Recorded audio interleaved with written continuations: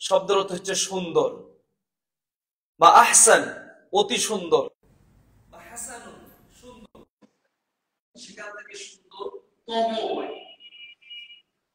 কেউ ভালো কিছু করলে আমরা তাকে বলি গুড বা ভালো, যদি আরো একটু ভালো পারফর্ম করে তখন আমরা তাকে বলি বেটার, আর যদি অনেক ভালো করে তখন আমরা তাকে বলি বেস্ট। সবকিছু ছাড়িয়ে যদি আরো বেশি ভালো করে তখন বলি এক্সেলেন্ট। সুপারলেটিভ কি ব্যবহার করি আমরা। সম্মানিত মুসলিম গ্রাম, প্রত্যেক মুসলমানের প্রতিটি মুহূর্ত, প্রতিটি সময়, প্রতিটি দিন এরকম হওয়া উচিত যে আমি আজকের যে সময় অতিবাহিত করেছি, আজকের আচার আচরণ, আজকের ইবাদতের চেয়ে যেন আমার আগামীকালকের দিনটা আরো বেটার হয়, আরো ভালো হয়, এইটা চিন্তা ভাবনা করা। যদি আমরা এই একটি বাক্যের উপরে কথা বলি আজকে যে আমি আমাকে সংশোধন করতে চাই, আমি আমার জীবনকে শালীন করতে চাই, তাহলে বিশ্বাস করেন আপনি আমি অনেক পাপ কাজ ছেড়ে দিতে পারবো, আমার জীবনটা অনেক সুন্দর হবে, উত্তম হবে, যার বিনিময়ে আল্লাহ রাব্বুল আলামিন আমাদেরকে জান্নাত দিবেন। সম্মানিত সুধী, time is most valuable in a man's life. It is more valuable than health and wealth. সময় আমাদের জীবনে খুবই মূল্যবান। একজন শিক্ষার্থীর হাতে বা ছোট শিশুর হাতে যদি একটি আইসক্রিম দেওয়া হয়, 10 মিনিট বা 15 মিনিট পরে দেখা যাবে সে একটা কাঠি পড়ে আছে আইসক্রিম দিয়ে।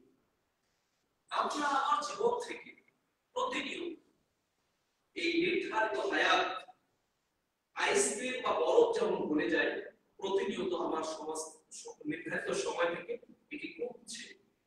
এই বিবেচনা বোধ যদি আপনার মধ্যে থাকে, আমার মধ্যে থাকে, যে আমি আমার নির্ধারিত সময় থেকে হারিয়ে ফেলছি আমার সময়, তাহলে দেখা যাবে দুনিয়া এবং আখিরাতের অনেক ভালো কাজে আমি নিজেকে আরো বেশি ইনভলভ করতে পারবো।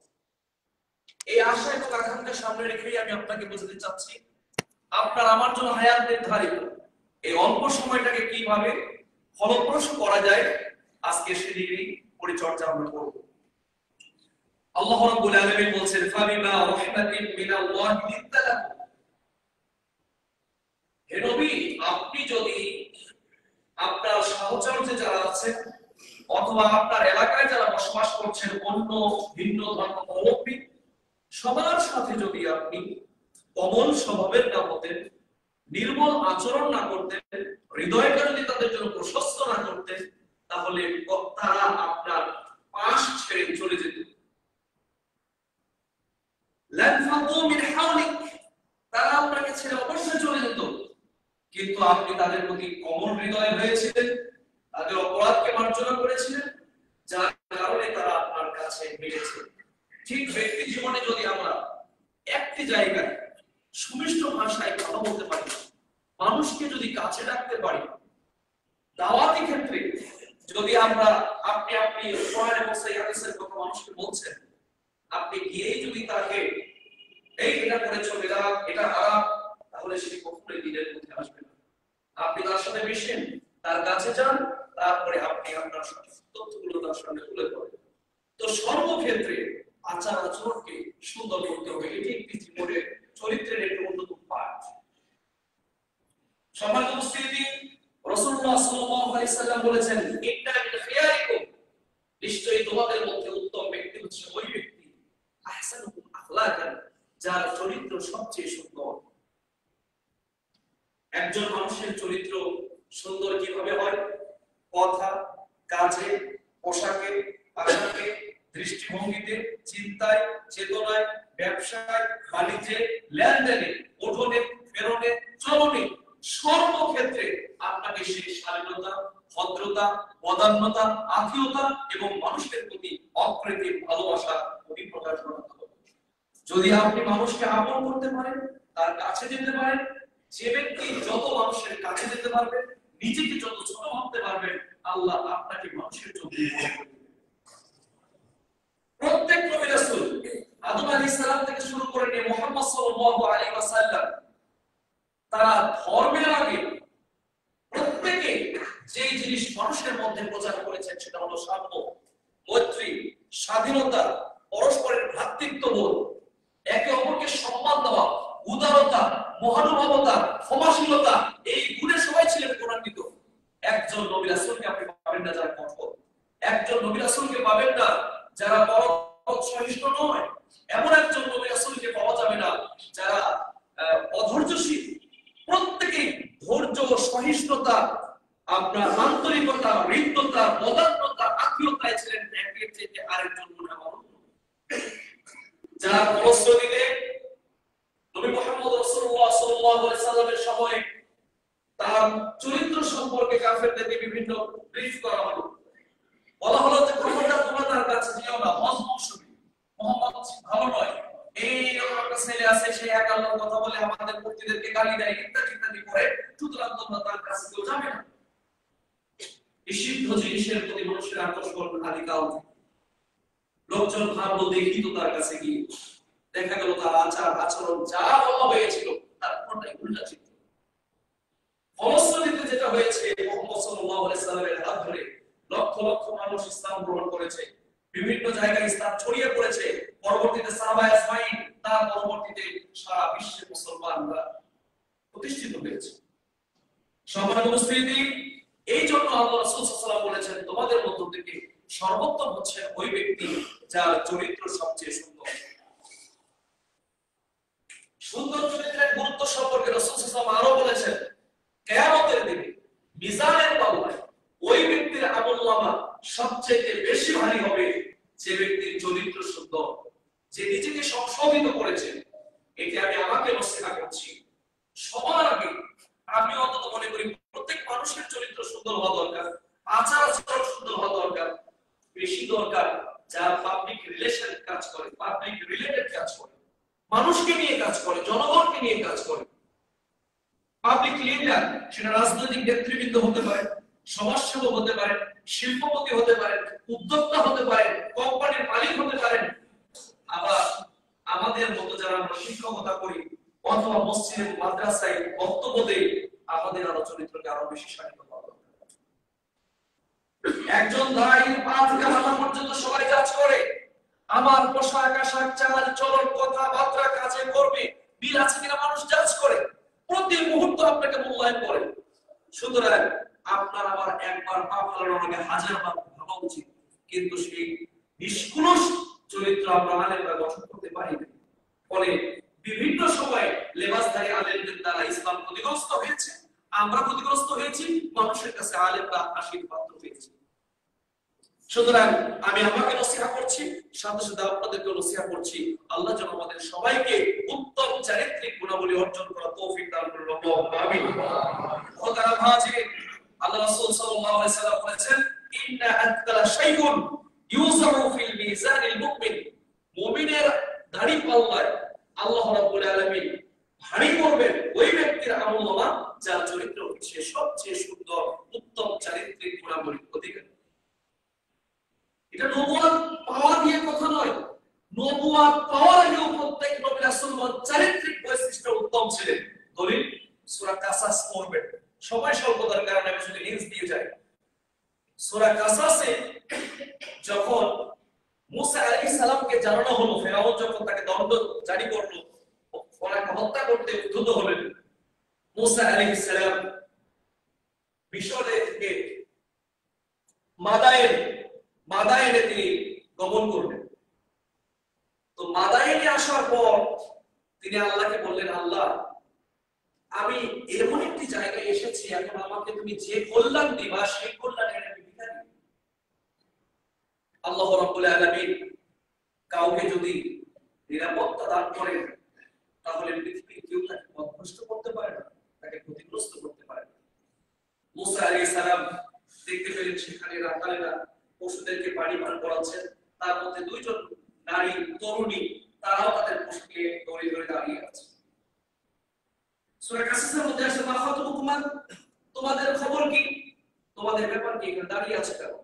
তখন তারা বললো যে আমরা আমাদের পশুদেরকে পানি পান করাতে পারি না যতক্ষণ না এই পুরুষ রাখালরা এখান থেকে পানি পান করিয়ে যায়, আর আমাদের আবুরা শাইখুল কাবীর, আমাদের বাবা হচ্ছে অত্যন্ত বৃদ্ধ, অতিশয় বৃদ্ধ মানুষ। মুসা আলাইহিস সালাম তাদের কাছ থেকে পশুগুলো নিয়ে পানি পান করালেন। এরপরে তুই খুব সংক্ষেপে বলি, নিরাপদে তারা বাবার বাড়িতে গেলেন। একজন ছেলে একজন মেয়ের দিকে কোন নজরে তাকায়, এটা আপনি বোঝার আগে তারা বুঝতে পারে এটা আল্লাহ রাব্বুল আলামিন জেনেটিক্যালি নারীদের মধ্যে দিয়েছেন। একটা 20 বছরের ছেলে যা বোঝে, একটা 10 বছরের মেয়ে তাই বোঝে।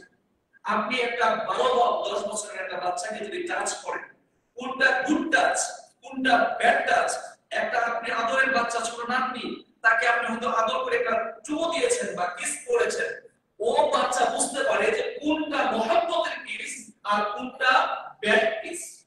এইটা তারা ফলো করে। আজকে সায়েন্স এটা প্রমাণ করেছে। তার মানে আমি রাস্তায় দাঁড়িয়ে দুইটা মেয়ে যদি আমার কাছে সামনে নিয়ে যায়, তাদের দিকে যদি আমি তাকাই, কোন দৃষ্টিতে তাকাচ্ছি এরা বুঝে। আল্লাহ রাব্বুল আলামিন তাদেরকে সেই জ্ঞান দিয়েছেন। মুসা আলাইহিস সালামের চারিত্রিক মাধুর্য দেখে বাবাকে বললেন যে বাবা, তুমি তো একজন কাজের লোক প্রবিশ, যে আমাদের কাজে সহযোগিতা করবে, তো তুমি তো তাকেই চাকরি দিবে, তাকেই তুমি নিয়োগ করবে, যে হলো কবিউল আমিন, যে হবে শক্তিশালী এবং বিশ্বস্ত। এই রকমের ঘটনা হয়েছে। মুসা আলাইহিস সালামের এই কথাগুলো তার সামনে বললেন। শুআয়ব আলাইহিস সালাম বললেন ঠিক আছে, তাকে বাসাতে নিয়ে আসো। আমাদের দেশে ভালো ছেলে বা ভালো পাত্রের দাম নেই। মুসা আলাইহিস সালামের বিষয়টি এক নবী আরেক নবীর খবর জানেন কি জানেন? আল্লাহ রাব্বুল আলামিন জানিয়ে দিয়েছেন সরাসরি। তাকে চাকরির কথা বললেন না, বলে ফেললেন যে আমি চাই উরিদু আন উনকিহাকা ইহদাল ইবনাতাইন, আমার দুই কন্যার যে কোনো একজনকে তোমার সাথে বিবাহ দিব। এরকম লম্বা কাহিনী সূরা কাসসের মধ্যে পূর্ণ বিবরণ আছে। তখন কিন্তু তিনি নবুয়ত পাননি। আমি যেটা এখান থেকে আলোচনায় বোঝাতে চাচ্ছি না, এইটা যেন কেউ মনে না করি যে কোন নবী রাসূল নবুয়ত পেয়ে আল্লাহর নির্দেশে তারা উন্নত চারিত্রিক অধিকারী হয়েছেন বা ভালো চরিত্র ধারণ করেছেন, বিষয়টা এমন নয়। বরং নবুয়ত পাওয়ার আগে থেকেও তারা ছিলেন নিষ্পাপ, নিষ্কলুষ এবং দুশ্চরিত্রের যত আচরণ সেগুলো তাদেরকে স্পর্শ করেনি কখনো। এখানে গ্রেট অপরচুনিটি ছিল, তিনি যে কোনো বাজে আচরণ করতে পারতেন, কিন্তু না, বরং একজন নারীকে প্রাপ্ত সম্মান কিন্তু তিনি দিয়েছেন, যার ফলশ্রুতিতে চারিত্রিক গুণাবলীতে উদ্বুদ্ধ হয়ে তার বাবাকে গিয়ে বলেছেন যে আপনি তো এরকম চাকরির জন্য লোক খুঁজছেন, আমার মনে হয় এই ব্যক্তির মধ্যে সেই সততা, আন্তরিকতা এবং সেই আমানতদারিতা রয়েছে।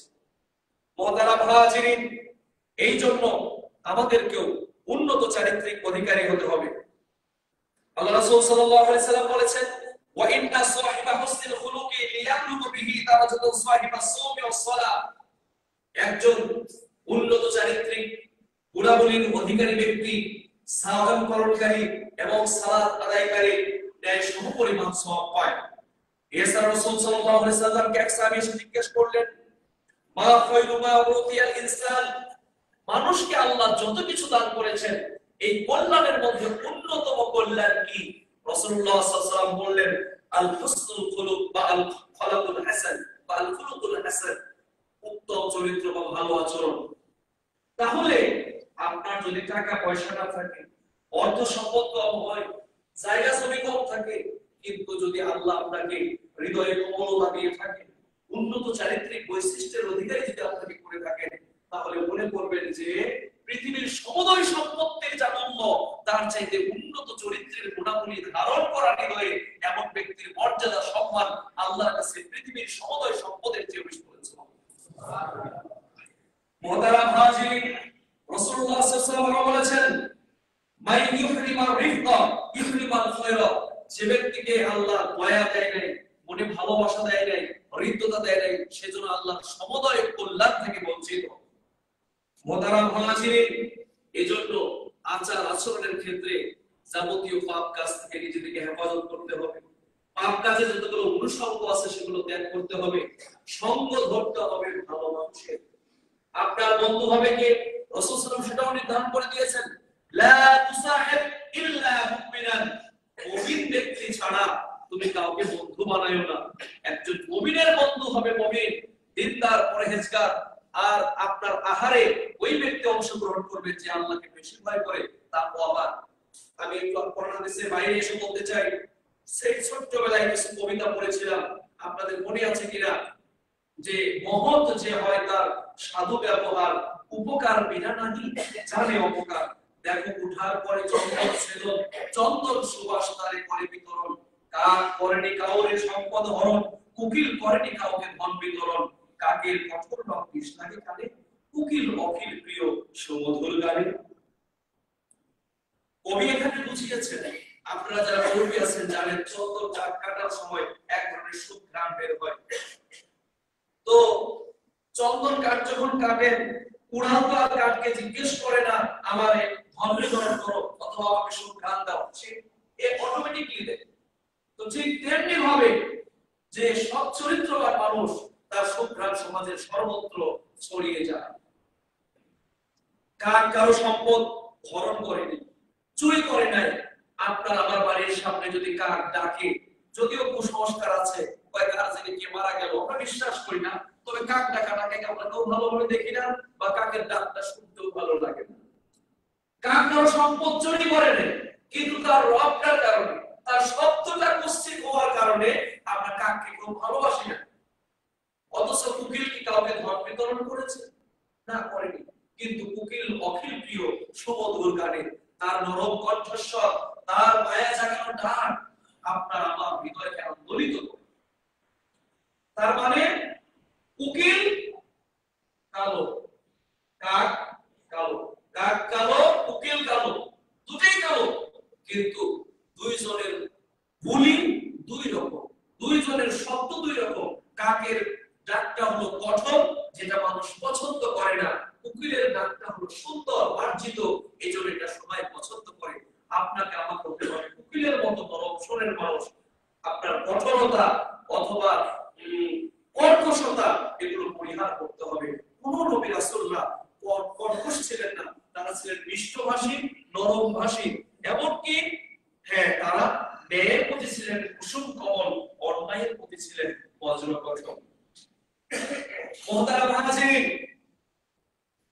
গোলাপের পাপড়ি আপনারা দেখেছেন, গোলাপ কুড়ি পাপড়ি গুলি সবতে দেখায় রূপরাশি, উদার হীরায় সুবাস বিলায় সবাই সমান সম্ভাষী। মাকাল ফলটা হিগুল বরণ, দেখতে বড়ই চমৎকার, অন্তরে তার পরিশ পুরা বদবুসহের সাধ্যকার। গোলাপের পাপড়ি ঝোপে ঝাড়ে বাড়ির পিছনে যে কোনো জায়গায় যদি ফুটে যায়, তাহলে এলাকার মানুষ সেখান থেকে সুঘ্রাণ পায়, বাচ্চারা সেটাকে নিয়ে গিফট দেয়। কিন্তু ঘাস ফুল হয়, বাঁশ ফুল হয়, কচুরি পানানো ফুল হয়, কখন জন্ম নেয় কখন মারা যায় কেউ তাকে খোঁজ দেয় না। পৃথিবীর সব মানুষগুলো আমরা এক একটা ফুল, এক একটা কলি, কেউ গোলাপ, কেউ পাপড়ি, এক এক মানুষের এক এক গুণ, এক এক গান আল্লাহ রাব্বুল আলামিন বিশ্ববাসীকে এরকম সন্নিবেশিত করেছেন। ওয়ালাকাদ কাররামনা বানি আদম, আল্লাহ বলেছেন আমি আদম সন্তানকে সম্মানিত করেছি। এই সম্মানিত মানুষের চেহারা সুরতে আলাদা, আকৃতি আলাদা, ভাষা আলাদা। আবার আপনার আমার দেখতে আফ্রিকার লোকগুলো কালো, মিশর ইউরোপীয় লোকগুলো সুন্দর, আবার কেনিয়ার লোকগুলো কালো, কিন্তু আল্লাহ রাব্বুল আলামিন এই ভিন্নতার মধ্য দিয়ে উন্নত চারিত্রিক গুণাবলী অর্জন করতে বলেছেন। আমি বোঝাতে চাইছিলাম যে একটা ফুলের পাপড়ির যে সম্মান সব ফুলের সমান নয়। আপনি আমি যদি গোলাপের পাপড়ি হতে পারি, তাহলে আপনার আমার ইজ্জত সম্মান বাড়িয়ে দিবেন কে? আল্লাহ রাব্বুল আলামিন। সম্মানিত হাজিরিন, রাসূলুল্লাহ সাল্লাল্লাহু আলাইহি ওয়াসাল্লাম বলেছেন, উরফুকি ফাইন্না রিফকা লাম ইয়াকুন ফি শাইইন কত্তুন, তুমি উন্নত নরম কোমল স্বভাবের হও, কারণ এটা তোমার ইজ্জতকে সম্মানকে বাড়িয়ে দেয়। ওয়ালা তুজিয়া মিন শাইইন কত্তুন ইল্লা শানাহু, উত্তম চরিত্রের মাধ্যমে, কোমলতার মাধ্যমে ব্যক্তির শুধু ইজ্জতই বাড়ে, আর কোনো কিছু কমে না। একজন বিশ্বাসী পূর্ণ মুসলমান যদি হতে চান, পূর্ণ মুমিন যদি হতে চান, তারপরে উন্নত চরিত্র গঠন করতে হবে। আকমালুল মুমিনিনা ঈমানান আহসানুহুম খুলুকান, আল্লাহ রাব্বুল আলামিন রাসূলের মাধ্যমে বলেছেন, আবু দাউদের হাদিস, যে মানুষের মধ্য থেকে ওই মুমিন ব্যক্তি পূর্ণ ঈমানের অধিকারী যার চরিত্র সবচেয়ে সুন্দর। সম্মানিত হাজিরিন, রাসূলুল্লাহ সাল্লাল্লাহু আলাইহি ওয়াসাল্লাম বলেছেন, লা ইয়াদখুলুল জান্নাতাল জাওয়াজু ওয়ালাল জাসসু, রূঢ় চরিত্রের অধিকারী এবং কঠোর স্বভাবের মানুষ সে কখনো জান্নাতে যাবে না। তাহলে এই হাদিসগুলো দ্বারা আমাদের কাছে বোঝা গেল একটা জিনিস, আপনাকে আমাকে উন্নত চারিত্রিক গুণাবলী গ্রহণ করতে হবে। এরকম শুধু চরিত্রের উপরে কম করে হলো আর 15 থেকে 20টা হাদিস এই মুহূর্তে বলা যায়। আমরা এখন যাব কিভাবে আমরা উন্নত চারিত্রিক গুণাবলী গঠন করতে পারি। এক, জীবনের প্রতিটি ক্ষেত্রে নিজের যাবতীয় পাপ কাজকে ছেড়ে দিতে হবে। তার মধ্যে সবচেয়ে বড় পাপ যেটা এখনকার পুরুষের জন্য ফেতনা হচ্ছে নারী, আর নারীর জন্য ফেতনা হচ্ছে পুরুষ। যত ধরনের জৈবিক মৌখিক পাপ রয়েছে এখান থেকে আপনাকে আমাকে হেফাজত করতে হবে। আজকে এই পাপের জায়গায় কেউ আমরা নিস্তার পাইনি। কি আলেম, কি নন আলেম, কি জেনারেল, কি বিশ্ববিদ্যালয়ের পড়ুয়া, কি কৃষক, কি খেটে খাওয়া মানুষ, সর্বত্র চলছে জেনা ব্যভিচারের ছড়াছড়ি। আমরা কেউ চোখের হেফাজত করছি না, কেউ আমার অন্তরের হেফাজত করছি না, কেউ আমার হাতকে হেফাজত করছি না। আমি স্পষ্ট ভাষায় বলতে চাই, একজন ব্যক্তি যদি তার পা থেকে মাথা পর্যন্ত এই 3.5 হাত বডির মধ্যে ইসলামকে কায়েম করতে না পারেন, তাহলে ওই মানুষ কিভাবে জাতির সামনে, সমাজের সামনে, রাষ্ট্রের সামনে ইসলাম কায়েম করবে? আমার বুঝে আসে না। আপনার 3.5 হাত বডির প্রতি আপনার নিয়ন্ত্রণ নেই, আপনার জিহ্বার নিয়ন্ত্রণ আপনার কাছে নেই, আপনার মেধার নিয়ন্ত্রণ আপনার কাছে নেই, আপনার পায়ের নিয়ন্ত্রণ আপনার কাছে নেই। তাহলে যে ব্যক্তি নিজের শরীরকে নিয়ন্ত্রণ করতে পারছে না, সে কিভাবে রাষ্ট্রকে নিয়ন্ত্রণ করবে? আমি প্রশ্ন রাখছি। অতএব রাসূলুল্লাহ সাল্লাল্লাহু আলাইহি ওয়াসাল্লাম বলেন যে আমার উম্মতের সংখ্যা কিয়ামতের আগে বেড়ে যাবে, তারা আহার পানীয় থেকে বঞ্চিত হবে। যেমন আমাদের দেশে 7.5 কোটি জনগণ ছিল 70 সালের দিকে, 70-71 দিকে 7.5 কোটি জনগণ, এখন প্রায় 20 কোটি। আগেকার মানুষ 3 বেলা ভাত পায় না, আলু সিদ্ধ করে খেয়েছে, কোন জায়গায় কাঁঠাল সিদ্ধ করে খেয়েছে, কখনো কখনো 2 বেলা খেয়েছে। কিন্তু এখন আলহামদুলিল্লাহ সবার বাড়িতে ভালো খাবার, ভালো এসি, ফ্রিজ, উন্নত জীবন যাপন আমরা করছি, অভাব নেই। রাসূলুল্লাহ সাল্লাল্লাহু আলাইহি ওয়াসাল্লাম আশঙ্কা করেননি আমার উম্মত না খেয়ে মারা যাবে, জমির সংকট হবে, এটা নিয়ে আশঙ্কা তিনি করেননি। বরং আশঙ্কা করেছেন ইন্নী আখাফু আলাইকুমুজ জিনা ওয়া শাহওয়াতুল খুফিয়া, নিশ্চয়ই আমি তোমাদের ব্যাপারে সবচেয়ে বেশি আশঙ্কা করছি, সেটা হলো গোপন পাপ। আশ-শাহওয়াতুল খুফিয়া গোপন পাপ, আরেকটা হচ্ছে আজ-জিনা। রাসূলুল্লাহ সাল্লাল্লাহু আলাইহি ওয়াসাল্লাম 1500 বছর আগে আপনাকে আমাকে সতর্ক করে দিয়েছেন। আজকে দেখেন তো বিলাপ তো মনে হচ্ছে রাসূল সাল্লাল্লাহু আলাইহি ওয়াসাল্লাম দেখে দেখে বলে গেছেন যে এই যুগে এরকম হবে। ইয়াতাহারুর রাজুলু তাহরুজাল হিমার, গাধা যেমন গাধের সাথে মিলিত হয় লজ্জা করে না, আমার উম্মত প্রকাশ্য দিবালোকে এই ধরনের জিনা ব্যভিচারের কাজ করলে তারা লজ্জা করবে। আমাদের সমাজে হচ্ছে মুসলমানের ছেলে মেয়ে, একজন মুসলমান নিজেকে মুসলিম দাবি করা ছেলে 2 পয়সার জন্য কাপল ব্লগিং করছে, টিকটক করছে, নিজের রাস্তাঘাট দেখাতে দেখাতে বেডরুম পর্যন্ত দেখাচ্ছে। আপনার আমার সক্রিয়তা কোথায় এগিয়ে দাঁড়িয়েছে? অথচ দিন শেষে বলছে আমি মুসলিম। মুসলমান হওয়া এতই সহজ? আল্লাহর আদেশকে বৃদ্ধাঙ্গুলি দেখাচ্ছেন, রাসূলের আদেশকে বৃদ্ধাঙ্গুলি দেখিয়ে আপনি কি মনে করেছেন তাহাজ্জুদ পড়লে আল্লাহকে পাওয়া যাবে? কত সস্তা। আল্লাহ বলেন লা তাকরাবুল ফাওয়াহিশা মা যাহরা মিনহা ওয়া মা বাতান, তুমি প্রকাশ্য ও গোপনীয় সব ধরনের পাপ কাজ থেকে নিজেকে বিরত রাখো, নিকটবর্তী হবে না, করা তো দূরের কথা। আর আমরা এগুলো রয়েছে এক একটা ইজারা। আর এই যুবক সমাজ যাদের রাত দিন পাঠ্যপুস্তকের সাথে থাকার কথা, এদের এখন সম্পর্ক হয়ে গিয়েছে ওই ফেসবুক, টুইটার, ইউটিউব, হোয়াটসঅ্যাপ আর এগুলো টিকটক। ও যুবক, কিয়ামতের আগে বান্দার কাছে হাজারো লোক আসবে অর্থ উপার্জনে। ইয়াতি আলান নাস জামানুন, এমন একটি সময় আসবে যে সময়ে মানুষ অর্থের পিছনে ছুটবে, বিবেচনা করবে না যে এটা হালাল না হারাম, তার শুধু টাকা দরকার, অর্থের দরকার। এটি শুধু যে আমজনতার জন্য তা নয়। আজকের যে হুজুরটা বক্তব্য দিচ্ছেন, আমার নবীর ছেঁড়া একটা জামা ছিল, 3 বেলা না খেয়ে আছে, উনিও ওয়াজের স্টেজ থেকে নামার পরে 50,000 টাকা 1 লাখ টাকা ছাড়া চলেন না। আমার নবী 5 দিন না খেয়েছিল, চোখের পানি ফিরে কেটে হেলিকপ্টারে আসেন, হেলিকপ্টারে যান। বিবেচনা করবার বিষয় আছে। আজ একজন আলেম হচ্ছেন রোল মডেল, আলেমরা হচ্ছেন আল্লাহ রাসূলের নবীদের ওয়ারিস। তারা ওয়ারিস অর্থের নয়, তারা ওয়ারিস সম্পদের নয়। আল্লাহ নবী বলেছেন আলেমরা হচ্ছে ইলমের ওয়ারিস। সুতরাং একজন আলেম যদি এরকম অসম প্রতিযোগিতা করেন যে আমাকে এটিকে থাকতে হবে, আমার বাড়ি দরকার, গাড়ি দরকার, এটা দরকার, এটা দরকার, তাহলে নিঃসন্দেহে জেনে রাখেন ওই ধরনের মাহফিলে হাজারো গোলা পাঠিয়ে বক্তব্য দিয়ে লক্ষ মানুষের মন জয় করা যাবে, কিন্তু একজন এখানে হেঁটে বক্তব্য একবারে স্পষ্ট। আমরা দেখেছি ছোটবেলায় অত লেখাপড়া নাই, অত ডিগ্রি নাই, ছোট ছোট মানুষ ওই নোয়াখালী থেকে বিভিন্ন অঞ্চল থেকে আসতেন, দিনের কথা বলতেন, দিনের পথে চলতেন, তাদের হাঁটা চলা কথাবার্তা বিনয় নম্রতা আমাদেরকে মুগ্ধ করেছে। অথচ আমাদের শুধু উদ্ধত আর শুধু উদ্ধতা, এখান থেকে আমাদের বেরিয়ে আসতে হবে। মোহতারাম হাজিরিন, তাহলে প্রথম যেটা কাজ সেটা হলো এই জেনা ব্যভিচারের পথটি সমূলে বন্ধ করতে হবে। চরিত্রকে সংশোধন করার এটা বড় হাতিয়ার। আমি আমার ছাত্রদেরকে মাঝে মাঝে বলি যে আজকের এই প্রজন্মকে যদি 3টা জিনিস একসাথে দেওয়া যায়, ওদের আর খাওয়া পানির দরকার নেই। একটা নির্জন কক্ষ, 2 নম্বর একটা ইলেকট্রনিক্স ডিভাইস, সেটা ল্যাপটপ হতে পারে অথবা একটা অ্যান্ড্রয়েড ফোন হতে পারে, আর 3 নম্বর যে অনুষঙ্গ সেটার নাম হলো আনলিমিটেড ডাটা বা ওয়াইফাই কানেকশন। অর্থাৎ যদি ইন্টারনেট সংযোগ থাকবে, একটা একক রুম থাকবে, আর একটা হচ্ছে ইলেকট্রনিক্স ডিভাইস থাকবে। এই 3টা জিনিস যদি একসাথে দেওয়া যায়, এই যুবকের বংশের জন্য কিছু দরকার।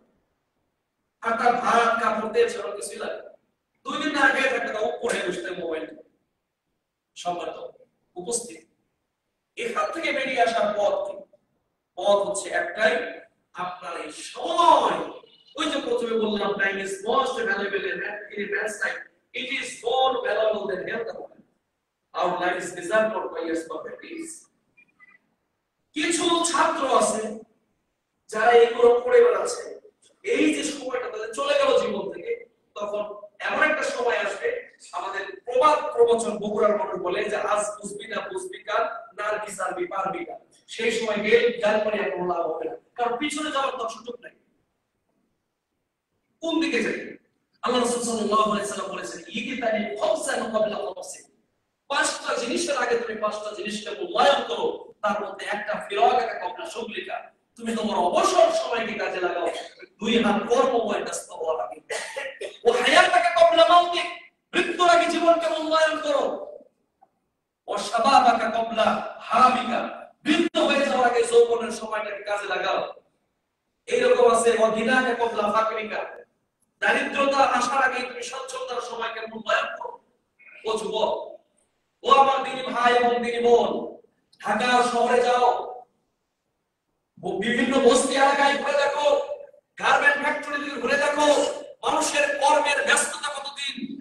বুড়ো মানুষ চুল দাড়ি পেকে গেছে, রাত 4টা বাজে একবার ঠেলা গাড়ি টানছে, কেউ রিক্সা চালাচ্ছে, কেউ রাস্তায় পড়ে আছে। একদল গার্মেন্ট থেকে বের হচ্ছে, রাত বাজে 8টা, রাত বাজে 3টা, আর একদল ঢুকছে কর্মের জন্য। আল্লাহ যে তাদের মধ্যে আমার 2 হাত কর্মময় ব্যস্ত করে দেন নাই, আল্লাহ শুকরিয়া করো। যাও একবার পিজি হাসপাতালে, যাও একবার সিআরপিতে, যাও একবার নেফ্রোলজি ডিপার্টমেন্টে, যাও একবার হার্ট ন্যাশনাল হার্ট সেন্টারে গিয়ে দেখো মানুষের অসুস্থতার জন্য কেউ হয়তো টাকা পয়সা বাড়ি গাড়ি সব আছে, অথচ ডাক্তার বলে দিয়েছেন তার 2টা কিডনি শেষ, ডায়ালাইসিস করতে হবে, নির্দিষ্ট পরিমাণ খাবার ছাড়া কিছু খেতে পারছে না, হাজারো ফল ফ্রুট তার সামনে। ও যুবক, মাঝে মাঝে যাও, হাসপাতালগুলো ভিজিট করো। যার একটা অঙ্গ নেই, সে হয়তো বলছে আল্লাহ তুমি আমার 2টা কিডনিকে কেটে নিয়ে লাগেন, আমার একটা হাত পা কেটে যেত, আমার শরীরের একটা সাইড বাদ থাকতো, তাও তো আমাকে কষ্ট করে নিজেকে 30 মিনিট 1.5 ঘন্টা 2 ঘন্টা ধরে ডায়ালাইসিস সপ্তাহে মিনিমাম 2 দিন 3 দিন করে করা লাগে, এই কষ্ট আমি করতাম। যান নেফ্রোলজি ডিপার্টমেন্টে যান, ইউরোলজি বিভাগে যান, আল্লাহ সুস্থতা কত বড় নিয়ামত। ওয়াসিহাতিকা ক্বাবলা সাকামিকা, তুমি তোমার সুস্থতাকে দাম দাও অসুস্থ হয়ে যাওয়া আগে। আজ আমি আপনাদের কাছে উদাত্ত আহ্বান রাখছি, আজকে ভাবেন এই মুহূর্তটাই আমার জীবনের শেষ মুহূর্ত। আমরা বলি কিন্তু আমরা মানি না। আমি যে বলি আমি মানি, যার কারণে কথার উপর প্রভাব পড়ে।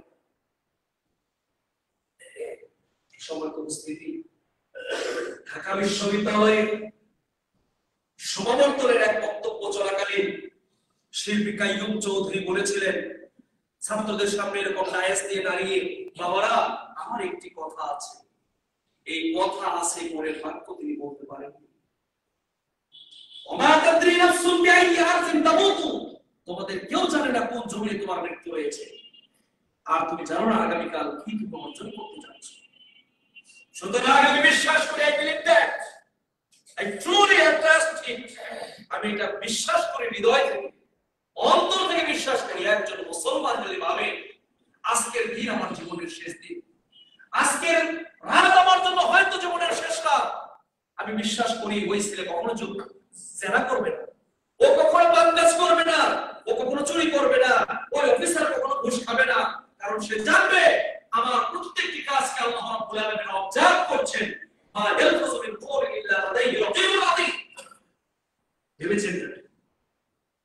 সুতরাং লম্বা দাড়ি আর লম্বা জুব্বায় আল্লাহকে পাওয়া যায় না। আল্লাহকে পাওয়ার জন্য একটা কল্প লাগে, যে হৃদয়ে থাকবে স্বচ্ছতা, নিষ্কলুষতা। এখানে একটা ক্লাস আছে, এই ক্লাসে যদি এখান থেকে একটা একটা করে বাড়ি দেই, অনেকগুলো টুকরা হতে পারে অথবা ভেঙে যেতে পারে।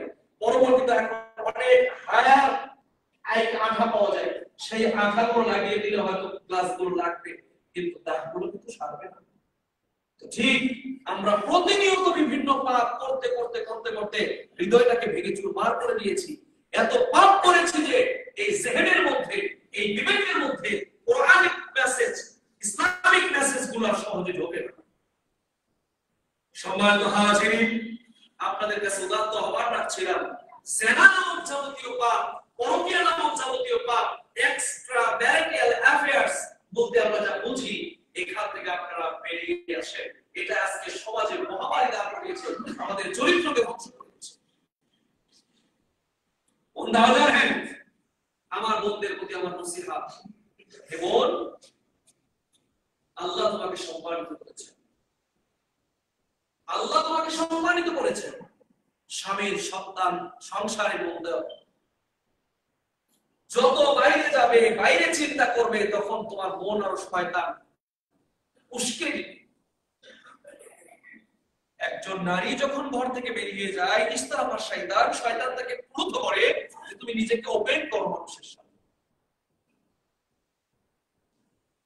আজকের এই প্রোগ্রামে আখলাক ভালো করার জন্য আমার পয়েন্ট ছিল প্রায় 17টা। আমি হয়তো বলতেই পারবো, শুধু কমন কয়েকটি কথা বলে যাচ্ছে। একটা যেহেতু একটা পয়েন্ট ধরেছি যে চরিত্রকে সংশোধনের জন্য সবচেয়ে বড় কাজ এই জেনার বিচার, এখান থেকে বেরিয়ে আসবে। আল্লাহ রাব্বুল আলামিন বলেন, ওয়া মিন আয়াতিহি আন খালাকা লাকুম মিন আনফুসিকুম আজওয়াজান লিতাসকুনু ইলাইহা ওয়া জাআলা বাইনাকুম মাওয়াদ্দাতান ওয়া রাহমা। কত সুন্দর কথা। আল্লাহ রাব্বুল আলামিন সূরার মধ্যে বলছেন যে ওয়া মিন আয়াতিহি, আল্লাহর যতগুলো নিদর্শন আছে তার মধ্যে অন্যতম একটি নিদর্শন হচ্ছে স্বামী এবং স্ত্রীদের সম্পর্ক। কেন? লিতাসকুনু ইলাইহা, যাতে করে তোমরা সেখানে শান্তি অনুভব করতে পারো। ইংরেজি একজন কবি তিনি বলেছিলেন, একজন স্ত্রী যখন প্রথম বয়সে আপনার সহযোগী হয়, আপনি যখন তাকে অর্ধাঙ্গী হিসেবে গ্রহণ করেন, সে হয় আপনার ভালো বন্ধু, ভালো পার্টনার। যখন মধ্য বয়সে মাঝামাঝি বয়সে গেলে সে হয় আপনার দুঃখ এবং সুখের সাথী। আর লাস্ট স্টেজে গিয়ে ধরেন আফটার 50 এর পরে গিয়ে সে হয় আপনার জন্য একটা ভালো সেবিকা। দেখবেন হাসপাতালে ছেলে মেয়ে কেউ আসেনি গো, ছেলে দেশে আছে, দেশের বাইরে আছে, ওই বুড়ো মানুষটা দেখবেন স্বামীর খেদমত করছে, পা টিপে দিচ্ছে, ঔষধ খাওয়াচ্ছে, পরম যত্নে পরম আয়ত্তে। এই জন্য দেখবেন দাম্পত্য জীবনে যদি একজন বিয়োগ পেয়ে যান, হয়তো বাবাকে রেখে আপনার মা মারা গেছেন, অথবা মাকে রেখে আপনার বাবা মারা গেছেন, আপনার ছেলে মেয়েরা আপনার মা বাবাকে বা মারা যাওয়ার পরে যিনি আছেন তাকে নিয়ে অনেক আনন্দে রেখেছেন, তারপরে যদি আপনার ছেলে বা মেয়ে গিয়ে বলে দাদি তুমি আজকে মন খারাপ করে বসে আছো কেন, দেখবেন আপনার দাদি বলবে তো দাদাকে মিস করছি, মনে পড়ছে আজকে, এই জন্য ভালো লাগছে না। অথচ আপনি ছেলে হিসেবে আপনার মায়ের জন্য কোনো কিছু অভাব রাখেন। অনুরূপ ভাবে এমনও অনেক পুরুষ আছেন যারা বেঁচে আছেন, তার হয়তো সহযাত্রী মারা গিয়েছে, স্ত্রী মারা গিয়েছে, বাড়িতে ছেলেমেয়েরা সকল আমোদ প্রমোদের সবকিছু দিয়ে রেখেছেন, তারপরও দেখবেন তার একাকিত্ব কাজ করে, ভালো লাগে না। যদি তাকে জিজ্ঞেস করা হয়, নাতি যদি জিজ্ঞেস করে, নাতি যদি জিজ্ঞেস করে দাদা তুমি মন খারাপ করে বসে আছো কেন, তখন একই কথা বলবে তো তাকে মিস করছি। ওই যে জসীমউদ্দিনের কবর কবিতার মতো, এইখানে তো দাদির কবর, ডালির কাছে তলে 30 বছর নিজে রেখেছি 2 মায়ের চলে। সম্মানিত উপস্থিতি, তাহলে আপনাদেরকেও চরিত্র সংশোধন করতে হবে। রাসূলুল্লাহ সাল্লাল্লাহু আলাইহি ওয়াসাল্লাম বলেছেন 4টি গুণাবলী যদি কোনোদিনই মনের মধ্যে থাকে, আল্লাহ রাব্বুল আলামিন তাকে যে জান্নাতে ঢুকতে চায় আল্লাহ রাব্বুল আলামিন তাকে ঢুকিয়ে দিবেন। তার মধ্যে একটা হচ্ছে ইজা সাল্লাত খামসাহা, আমার বোন যদি 5 ওয়াক্ত সালাত আদায় করে। 2 ওয়াসামাত শাহরাহা, রমজান মাসে যদি সিয়াম রাখে। 3 ওয়াহসানাত ফারাজাহা, লজ্জাস্থানকে যদি হেফাজত করে। 4 ওয়াআতাআত বা'লাহা, স্বামীর যদি খেদমত করে। ফাতাদখুল মিন আই আবওয়াবিল জান্নাতি শাআত, ওই মহিলা জান্নাতের যে দরজা দিয়ে ঢুকতে চায় আল্লাহ রাব্বুল আলামিন সেই দরজা দিয়ে ঢোকাবেন। সুবহানাল্লাহ। আমরা কি সেটা হতে পারি না? রাসূল সাল্লাল্লাহু আলাইহি সাল্লাম বলেন সিনফানে, 2 শ্রেণীর মানুষ, তারা হলো জাহান্নামী, লাম আরাহুমা, আমি তাদেরকে দেখিনি। তার মধ্যে এক শ্রেণী হচ্ছে যাদের হাতে থাকবে লাঠি, ইয়াসবিকুনা বিল নাস, যে লাঠি দিয়ে তারা মানুষকে প্রহার করে। আর দ্বিতীয় শ্রেণী হচ্ছে ওই সমস্ত নারী যারা পোশাক পরার পরে উলুম, কাসিয়াতুন আরিয়াতুন, কাপড় পরে এটা কিন্তু উলুঙ্গ। প্রশ্ন হতে পারে কাপড় পরে উলুঙ্গ হয় কেন? এই প্রশ্নের উত্তর দেওয়ার জন্য ব্যাখ্যা দরকার, আমরা দেখতেই পাচ্ছি। সুতরাং এখান থেকে বেরিয়ে আসতে হবে। রাসূল সাল্লাল্লাহু আলাইহি সাল্লাম বলেছেন আরবাউ মিনাস সাআদা, আল্লাহ যাকে 4টি জিনিস দান করেছেন সে হলো ভাগ্যবান। তার মধ্যে একটা হচ্ছে আল মারাতুস সালিহা, দিনদার পরহেজগার স্ত্রী যদি কারো থাকে সে ভাগ্যবান। 2 আল জারুস সালিহ, কারো প্রতিবেশী যদি ভালো হয় সে হলো ভাগ্যবান। 3 আল মারকাবুস সালিহ, কারো যানবাহন যদি হয় ত্রুটিমুক্ত নিরাপদ সে ভাগ্যবান। 4 যার বাড়ির জায়গাটা আল মাসকান ওয়াসি, যার বাড়ির জায়গাটা বড় সে হচ্ছে ভাগ্যবান। ওয়া আরবাউ মিনাশ শাকা, 4টা জিনিস নাই যার দুর্ভাগা কপালতা। তার মধ্যে একটা হচ্ছে আল মারাতুস সু, স্ত্রী খারাপ, আল জারুস সু, প্রতিবেশী খারাপ, আল মারকাবুস সু আনহু, আপনার ত্রুটিযুক্ত যানবাহন, আল মাসকানুজ যায়্যিক, ছোট বাড়ির জায়গা। এইজন্য আমি আমার বোনদেরকে বলব, আপনি একজন আদর্শ স্ত্রী হওয়ার চেষ্টা করেন। আদর্শ স্ত্রী কিভাবে হবেন?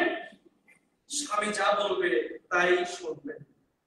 স্বামী আদেশ সর্ব আনকে কিছুই তার নাই মানে, সকল আদেশ যদি আল্লাহর নাফরমানি বিষয়ে কিছু না হয় তাহলে অবশ্যই আপনি তার কথা শুনবেন। সম্মানিত যুবক ভাইরা, পুরুষ ভাইরা, স্বামীরা যারা আছেন, আপনারা এটা সবসময় খেয়াল রাখবেন, অন্যের একজন মেয়েকে নিজের জন্য নিয়ে এসেছেন আমানত হিসেবে, এই আমানতকে খেয়াল করবেন। এই আমানত শুধুমাত্র তাকে কাপড় চোপড় দেওয়া নয়, এই আমানত মানে তাকে ভালো ভালো ড্রেস উপহার দিলেন, গহনা পাটি অর্নামেন্ট দিলেন, আর বললেন তোমার কি চাই, আপনি ব্যস্ততার কারণে তাকে সময় দিলেন না, না, এটাও তার জন্য আমানত। আপনি তার সাথে হাসি ঠাট্টা করবেন, এটাও আপনার জন্য সুন্নাহ। স্ত্রীকে নিয়ে ঘর থেকে বাইরে ঘুরতে যাবেন, এটাও আসলে সুন্নাহ। তার জন্য মুস্কি হাসবেন, এটাও যেমন সুন্নাহ। একই সাথে একে অপরকে খাইয়ে দিবেন, এটাও সুন্নাহ। একই পাত্রে পান করবেন, এটাও সুন্নাহ। সুন্নাহ শুধু আপনার পোশাক আশাক দিয়েই দায়িত্ব শেষ হয় না। আপনার জন্য সে সাজবে, আপনার জন্য সে রাখবে, আপনার জন্য সে সবকিছু করবে। তাকে আপনার সমভাবে সময় দিতে হবে, তার জন্য আপনাকে হাসতে হবে, তার জন্য আপনাকে, তার দুঃখে আপনি দুঃখী হবেন, তার সুখে আপনি সুখী হবেন, তার বিপদে আপনি পাশে দাঁড়াবেন। নিজেরা খেয়ে হোক না খেয়ে হোক, আমাদের অনেক প্রবাসী ভাইয়েরা, আমি নিজে দেখে এসেছি বিভিন্ন দেশে, আমার বাংলাদেশের প্রবাসী ভাইয়েরা 10টা টাকা ইনকামের জন্য, পরিবারকে, স্ত্রী সন্তানদেরকে সুখে রাখার জন্য দোতলা করে খাট বানাইছে, তিনতলা করে খাট বানাইছে। একমাত্র বাঙালিরাই একটা করে রুমে 5 জন 7 জনের রুমে 15 জন 16 জন 20 জন থাকে, কষ্ট করে থাকে পরিবারের সুখের জন্য। টাকা পাঠায়, দামি অর্নামেন্ট পাঠায়, দামি আসবাবপত্র দেয়, দামি কসমেটিক্স বিদেশ থেকে পাঠায়, আমার স্ত্রীকে সুখে থাকুক, সন্তানরা সুখে থাকুক। আর সেই স্ত্রী যদি স্বামীর টাকা নিয়ে এই কষ্টার্জিত অর্থগুলোকে অপচয় করে তার নিজের ইজ্জত আবরুকে মানুষের কাছে বিকিয়ে দেন বা বিলিয়ে দেন, এর মতো নাফরমান, এর মতো জালেম আর কোনো নারী হতে পারে না। অতএব আমার বন্ধুদের কাছে অনুরোধ, যে ইজ্জত আবরুকে আমানত রেখে আপনি স্বামীকে বিদেশে পাঠিয়েছেন, তার ইজ্জত আবরুটা আপনি রক্ষা করবেন। আর যদি সেটা সম্ভব নাই হয়, তাহলে অবশ্যই জোর করে স্বামী বিদেশ যায় নাই, তাহলে সরাসরি বলেন আমি সংসার করব, আমার টাকাও হোক, আমার স্বামীর কাছে থাকে। কিন্তু যদি আপনি বলেন আমার টাকাও দরকার, স্বামীও দরকার, সবই দরকার, না, একসাথে কখনো হয় না। আমার প্রবাসী ভাইদের প্রতি আপনি ইহসান করুন। অনুরূপভাবে যারা স্বামী অবস্থান করছেন মুকিম, তাদের প্রতি আমার নসিহত হচ্ছে আমাদের বন্ধের যে হক, তা আপনারা যথাযথভাবে আদায় করবেন, শ্রম দিবেন, সবাই দিবেন, ঘুরে বেড়াবেন, ভালো মতো শেয়ার করবেন, নিজের জন্য যা ভালো মনে করেন, স্ত্রীর জন্য তা ভালো মনে করেন। খবরদার লা তাসরিবা ওয়াজহা, তাদের মুখে মারবেন না, ওলা তুকাবে, তাদেরকে গালি দিবেন। আল্লাহকে সাক্ষী রেখে আল্লাহর জিম্মায় তাদেরকে আপনারা নিজেদের জন্য গ্রহণ করেছেন। সম্মানিত হাজিরিন, তাহলে এইরকম ভাবে চরিত্রকে সুন্দর করা যায়। অনেকগুলো অনুষঙ্গ রয়েছে যা আপনাকে শানিত করবে, আপনাকে ভালো মানুষে রূপান্তরিত করবে। তার মধ্যে একটা হচ্ছে আত্তাকওয়া, আল্লাহ ভীতি। আল্লাহকে যদি ভয় করে চলা যায়, তাহলে আর তার দ্বারা কোনো পাপ হওয়ার কথা নয়। রাসূলুল্লাহ সাল্লাল্লাহু আলাইহি ওয়াসাল্লাম তার নবুয়তি জিন্দেগিতে এমন কোন বক্তৃতা পাওয়া যায় না যে বক্তৃতা তিনি তার হওয়ার কথা বলেন, যেখানে তিনি আল্লাহ ভীতির কথা বলেন। এমন একটি বিষয়, আল্লাহ ভীতি মানে মুখ দিয়ে বললাম আল্লাহ, তা নয়, বরং আল্লাহর যাবতীয় আদেশকে গ্রহণ করা, যাবতীয় নিষেধ থেকে নিজেকে বিরত রাখা, যাকাত তাকওয়া। খলিফা মুহতাজ, সেখানে তার সভাকবি আব্দুল ইবনে মুহতাজ, তিনি বলছেন খলিস যুনুবা সগীরাহা কাবীরাহা যাকাত তাকওয়া, ছোট বড় সব ধরনের পাপ থেকে নিজেকে বিরত রাখা, এটাই হলো তাকওয়া। এরপরে বলা হয়েছে ইন্নাল জিবালা, নিশ্চয়ই পাহাড় তৈরি করা হয়েছে মিনাল হাসা, ছোট্ট ছোট্ট নুড়ি পাথর থেকে। খেজুরের রস যখন আপনি গাড়িতে লাগান, গাছে লাগান, দেখে মনে হয় এক ফোঁটা করে পড়ে, এর রস কখনো খাবো। ফজরের সালাত আদায় করে গিয়ে যখন হাড়িটা নামায় নিয়ে আসবেন, দেখা যাবে হাড়ি ভর্তি পানি, ঠিক কি না? তাই যদি আপনি আমি কোন পাপকে ছোট করে দেখি যে এইটা তো ছোট ব্যাপার স্যাপার না, এটা তো ছোট ছোট ব্যাপার না, দেখা যাবে আপনার 80 বছর 100 বছরের জিন্দেগিতে পাপের বোঝা অনেক বড় হয়ে গেছে। মোহতারাম হাজিরিন, তাহলে জীবনের প্রতিটি ক্ষেত্রে আল্লাহকে ভয় করে চলবো, তাকওয়া অবলম্বন করে চলবো, সত্যবাদিতা ধরে করবো, আমানতদারিতা রক্ষা করে চলবো, আস-সাবর ধৈর্যশীল হব, আল আদল জীবনের প্রত্যেকটি ক্ষেত্রে ন্যায় পরায়ণতা অবলম্বন করব, আল ইহসান মানুষের প্রতি দয়া পরবশ হব, আস-সাইল মুসাফির যারা আছেন তাদেরকে সাহায্য সহযোগিতা করব, বেশি বেশি করে দান করব, আল্লাহর কাছে বেশি করে কাঁদবো। আহলে হাদিস ভাইদের একটা বদ অভ্যাস আছে, ওই যে বদুয়া চলে এসেছে সম্মিলিত মুনাজাত বিদআত, তো ব্যক্তিগত মোনাজাত কি বেদাত বলা হয়েছে? আপনারা যখন তাহাজ্জুদ পড়েন, সেজদায় যান, নফল সালাত আদায় করেন, একা একা দু চোখের পানি ছেড়ে দিয়ে আল্লাহকে ডাকা যায় না? আল্লাহ বলছেন আমাকে ডাকো আস্তাজিব লাকুম, আদুনি আস্তাজিব লাকুম, আমাকে ডাকো আমি তোমাদের ডাকে সাড়া দিব। কিন্তু আমাদের মনে হয় চর্চাই ভুলে গিয়েছে। ভিক্ষুকের মতো টাকা আল্লাহর কাছে চা, আল্লাহ বলছেন শেষ রাতে আমি নিজ আসমানে নেমে আসি, মাইয়াদুনি, যে কে আমাকে ডাকো আমি তার ডাকে সাড়া দেব। কে আমার কাছে চাচ্ছ, মাইয়াসআলুনি ফাউইতালাহু, আমি তাকে প্রদান করব। কাদের? আল্লাহর কাছে বিশেষ করে কাদের। দুই নম্বর আরেকটি অপশন, যে রাসূল 3 দিন না খেয়ে মারা গেছেন বা 3 দিন না খেয়ে অনাহারে অর্ধাহারে ছিলেন। এগুলো কাহিনী, বদরের যুদ্ধ, খন্দকের যুদ্ধ, মোদার প্রান্তরের যুদ্ধের কাহিনী শুনলে দু চোখ বেয়ে পানি বের হবে, কান্না করতে পয়সা লাগে। কিন্তু যদি বলি সেই আল্লাহর দ্বীন, সেই রাসূলের সুন্নাহকে সমাজে প্রতিষ্ঠা করার জন্য মসজিদ, মাদ্রাসা, দাতব্য প্রতিষ্ঠান বা মানবতার সেবায় কাজ করার জন্য একটু অর্থ দেন, দান করেন, নিজেরা গোপনে আল্লাহর রাস্তায় ব্যয় করেন, তখন দেখা যাবে আর পয়সা বের হয় না। সাইদি সাহেবের একটা কথা মনে পড়লো, এক লোক রাস্তায় কুকুর নিয়ে বসে আছে, বসে থেকে কান্না করতেছে, কুকুরকে দিব কি কুকুরকে দিব। এক লোক এসে বললেন যে কি ভাই আপনি কাঁদেন কেন? কুকুরের খাবার পুড়ে গেছে তো এই জন্য কাঁদতেছি। তো তোমার পোটলার মধ্যে কি বা 3টা রুটি, তো ওর একটা কুকুরকে দিলে তো কুকুর খায়, ওকে যদি আমি রুটি দিই তাহলে আমি খাবো কি? আমাদের বাস্তবতা হয়েছে তাই। আজকে তো দানের ব্যাপারে ওয়াজ করছি না, শুধু এইটুকু বলি, রাসূল সাল্লাল্লাহু আলাইহি সাল্লাম বলেছেন যে আপনি কাজ করবেন, নিজে উপকৃত হবেন, তারপর আপনি দান করবেন, না পারেন মানুষের গাড়ি ফেলে দিবেন, সেটা না পারে সৎ কাজের আদেশ দিবেন, অসৎ কাজে নিষেধ করবেন। কিছুই যদি করতে না পারেন অন্তত চুপ থাকবেন। এরকম দানের অনেক বড় ক্ষেত্র রয়েছে। সবার উপস্থিতি, আমার মনে হয় সময় একেবারে শেষের দিকে চলে এসেছি। তো মোরাল কথা যেটা আজকের আলোচনার মূল সাবস্টেন্স বা সামারি হচ্ছে ব্যক্তি, পরিবার, সমাজ, রাষ্ট্র, ব্যবসা, বাণিজ্য, চাল চলন, পোশাক, আশাক, কথাবার্তা, শিক্ষা, দীক্ষা, কর্মক্ষেত্র, মানব জীবনের যতগুলো দিক এবং বিভাগ রয়েছে সর্বক্ষেত্রে শালীনতা, ভদ্রতা, বদান্যতা, আত্মীয়তা, উন্নত চারিত্রিক গুণাবলী অর্জন করা। যাবতীয় পাপ বলতে যা বোঝায়, একটা মানুষের চরিত্রকে ইসলাম দুটি ভাগে ভাগ করেছে। একটা হচ্ছে আখলাকে হামিদা, আরেকটা হচ্ছে আখলাকে জামিল। আখলাক কয় প্রকার? 2 প্রকার। আখলাক মানে আমরা বোঝাচ্ছি স্বভাব, চরিত্র, আচার, আচরণ, কথাবার্তা, এই সামগ্রিক দিকটা হচ্ছে আখলাক। এই আখলাক হচ্ছে 2 ধরনের।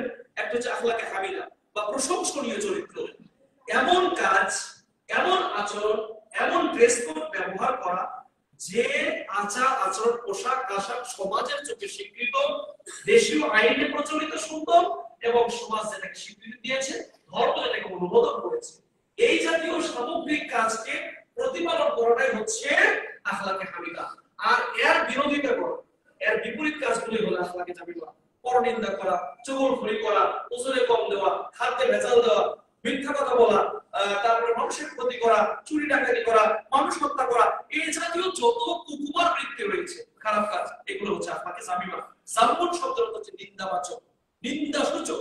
এই জাতীয় কাজ থেকে আল্লাহ আমাদের হেফাজত করুন, আল্লাহুম্মা আমিন। সম্মানিত উপস্থিতি, আর দুই একটি হাদিস বলতে চাই, যেহেতু আপনাদের এখানে প্রথম এসেছি, আবার পরবর্তীতে সুযোগ হবে কি হবে না সেটা আল্লাহু আ'লাম। শুধু এইটুকু বলে যাই আমার বন্ধের উদ্দেশ্যে, আদ-দুনিয়া কুল্লুহা মাতাউন, খায়রু মাতাউদ দুনিয়া আল-মারআতু সালিহা। পুরো পৃথিবীটা সম্পদে ভরপুর, আল্লাহর কাছে শ্রেষ্ঠ সম্পদ হচ্ছেন একজন দিনদার পরহেজগার। এইজন্য আসুন আপনারাও নিজেদেরকে সংশোধন করেন, আপনারাও একজন ভালো স্ত্রী হওয়ার চেষ্টা করেন, সুমাইয়া রাদিয়াল্লাহু মতো, আয়েশা সিদ্দিকার মতো, খাদিজা রাদিয়াল্লাহু আনহার মতো এরকম উন্নত চারিত্রিক বৈশিষ্ট্য অবলম্বন করেন। আর যারা অবিবাহিত মেয়ে এসেছো, যারা অবিবাহিত ছেলে এসেছো, সকলের কাছে অনুরোধ, যদি নিজের জীবনটাকে সুন্দর করতে পারো, পড়ালেখার পাশাপাশি কর্মের পাশাপাশি যদি এই সততার গুণগুলো তোমার মধ্যে থাকে, উন্নত চারিত্রিক গুণাবলী যদি তোমার মধ্যে থাকে, তাহলে বাজারে তোমার দাম আছে। অনেক মেয়ের বাবা চরিত্রবান ছেলে খুঁজে পাচ্ছে না শুধু বিয়ে দেওয়ার জন্য, অনেক ছেলের বাবা চরিত্রবান মেয়ে খুঁজে পাচ্ছে না পুত্র বধূ বানানোর জন্য। এই জন্য যদি আমরা নিজেরা নিজেদেরকে তৈরি করি, প্রস্তুত করি, তাহলে আশা করা যায় পরবর্তী জীবন আমাদের সুন্দর হবে। মুহতারাম হাজিরিন, সাহাবীরা রাসূলকে জিজ্ঞাসা করলেন, আতাদরুনা মা আকসারু মা ইদখিলু নাসাল জান্নাত, মানুষকে কোন কাজ বেশি বেশি জান্নাতে নিয়ে যাবে? আল্লাহ নবী বললেন, তাকওয়াল্লাহ, একটা হচ্ছে আল্লাহ ভীতি, ওয়া হুসনুল খুলুক, উত্তম চরিত্র। তাহলে যদি জান্নাতে যেতে চান, উন্নত চরিত্র হলে আল্লাহ আপনাকে বেশি বেশি এই কাজের মাধ্যমে জান্নাতে যেতে পারবেন। আতাদরুনা মা আকসারু মা ইদখিলু নাসান নার, সাহাবীরা জিজ্ঞাসা করলেন, ইয়া রাসূলুল্লাহ, মানুষকে কোন পাপ বেশি বেশি জাহান্নামে নিয়ে যায়? রাসূল সাল্লাল্লাহু আলাইহি ওয়াসাল্লাম বললেন, ফাকালা আল-ফাম ওয়াল ফারজ, একটা হলো মুখ আর একটা হলো লজ্জাস্থান। মানুষ এই দুটার মাধ্যমে সব পাপ কাজ করে। পৃথিবীর সমস্ত পাপগুলোকে যদি আপনি তিন ভাগে ভাগ করেন, তাহলে তার দুই ভাগে হবে আমাদের এই লজ্জাস্থান এবং মুখের কারণে। ঠিক কি না?